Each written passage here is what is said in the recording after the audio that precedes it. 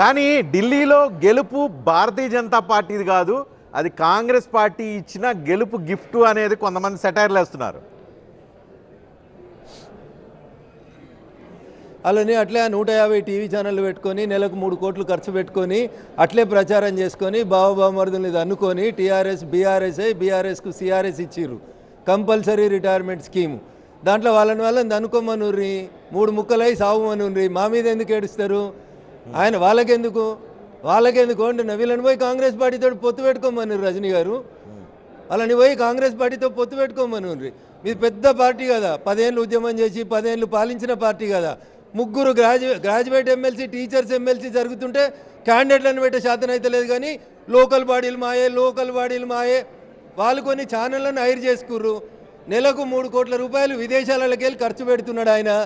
Only channel. ఆయన మాట చెప్పిండు ఓడిపోయినాక, యాదికుందా రజనీ సార్?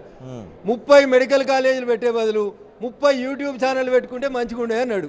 అదే పని చేస్తున్నాడు యువరాజు తప్ప ఇంకేం లేదు ఆయన దగ్గర. వాళ్ళకి ప్రజలలో ఎంత తిరస్కారం గురైనరు అంత తిరస్కారం గురైనరు.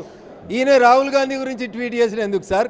ఈడ 3 ఎమ్మెల్సీ ఎన్నికలు జరుగుతున్నాయి, దీంట్లో ఎందుకు పోటీ చేయొద్దు అన్నాడో మీ నాయన పోయి అడుగు ఫామ్ హౌస్లో.